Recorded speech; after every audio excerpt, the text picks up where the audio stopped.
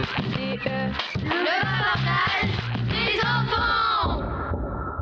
Bonjour à tous, bienvenue sur le bavardage des enfants. Je suis Margot et je suis accompagnée de Théo. Bonjour. Et je suis aussi accompagnée par Tiwen. Bonjour. Ensuite par Anaïs. Bonjour. Aujourd'hui, nous allons parler de l'inclusion dans notre périscolaire et vous partager une recette de cuisine pour faire plaisir à tous les enfants gourmands.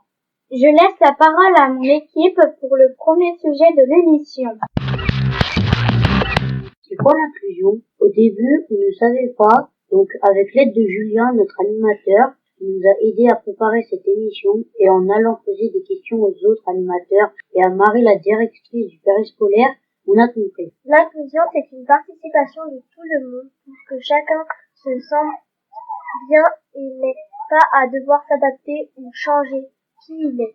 Si une personne doit s'adapter au reste du groupe, ce n'est plus de l'inclusion mais de l'intégration. Voici la définition de Marie, notre directrice, à qui nous avons posé la question. Garantir l'accès aux mêmes services à tous les enfants, quel que soit leur profil, leur permettre de participer à leur rythme aux activités proposées, adapter nos pratiques et faire le bien-être de tous. Dans notre école, nous avons une classe d'ULIS. ULIS, ça veut dire unité scolarisée pour l'inclusion scolaire. Et des fois, certains viennent dans nos classes pour suivre les cours avec nous. Et je trouve ça très gentil. Nous avons aussi interviewé Marie au sujet de l'inclusion. Oui, je vous interviewe. Qu'est-ce qui a été mis en place dans notre périscolaire pour l'inclusion? Alors nous, pour favoriser l'inclusion des élèves, déjà on a fait en sorte qu'ils soient le mieux possible au périscolaire et à la cantine. Donc on leur laisse des temps où ils sont un peu plus tranquilles, moins dans le bruit, tout en leur laissant le plus de temps possible avec d'autres élèves, les élèves dits ordinaires, donc en récréation, dans le gymnase, ils peuvent même manger à côté des élèves lisses s'ils le souhaitent. On a essayé d'adapter le rythme au maximum des élèves ULIS et on a adapté le rythme scolaire à la cantine et au périsco afin de leur permettre de se sentir mieux pour essayer de les faire sociabiliser le plus possible avec les autres enfants. Donc on essaie de les pousser, ces enfants dits ordinaires, à jouer avec les enfants ULIS, à ne pas les laisser tout seuls. Et on envisage aussi de proposer des repas où les enfants ULIS pourront manger à la table des enfants ordinaires pour qu'ils puissent sociabiliser avec d'autres enfants que leur cercle habituel. Comment les enfants peuvent participer à l'inclusion des ULIS, par exemple? Alors déjà, je pense que ça passe par les adultes. Je pense qu'il faut que nous, on les sensibilise rapidement aux notions d'inclusion et de différence, qu'on leur explique aussi les particularités des enfants ULIS et des enfants spécifiques, et qu'on encourage les enfants spécifiques et les enfants ordinaires à sociabiliser ensemble.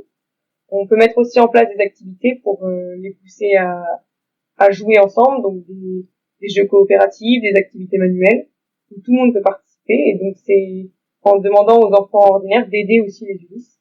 On peut mettre aussi en place des activités de tutorat, donc un enfant de classe ordinaire peut venir aider un ULIS, manger avec lui, lui faire faire des activités qu'il fait avec ses copains habituellement, le foot par exemple, on a beaucoup d'ULIS qui jouent avec les enfants ordinaires au foot, donc le but c'est de les accueillir au mieux possible. Et on peut aussi valoriser les talents de chacun, donc les talents des enfants ordinaires et des enfants ULIS. Merci Marie pour tes réponses. Pour finir, nous avons un petit message pour les adultes. Continuez toute votre vie à garder votre regard d'enfant. Pour nous, que quelqu'un ait un handicap, une couleur de peau différente, on s'en fiche. C'est un enfant comme nous. Merci tout le monde. Maintenant, Théo va partager une recette de pain d'épices. Alors n'hésitez pas à prendre de quoi noter. Alors, pour un pain d'épices pour 6 personnes, vous allez avoir besoin de une cuillère à café de 4 épices, une cuillère à café de gingembre en poudre, une cuillère à café de muscade râpée, une cuillère à café d'anis vert, un sachet de levure chimique, 100 g de sucre en poudre, 250 g de farine, 250 g de miel, un sachet de sucre vanillé, une cuillère à café de cannelle en poudre, 2 œufs, 10 centilitres de lait. Étape 1. Faites chauffer 250 g de miel à la casserole ou au mixeur. Étape 2. Mélangez la farine avec le levure chimique, les 2 sucres et l'épice. Étape 3. Ajoutez le miel chaud en remuant idéalement avec une cuillère en bois. Étape 4. Incorporer petit à petit 2 œufs, puis un peu de lait juste tiède pour agglomérer le tout. Étape 5. Réchauffer le four à 160 degrés. Thermostat 5-6. Étape 6. Verser la préparation dans un moule à cake bien beurré.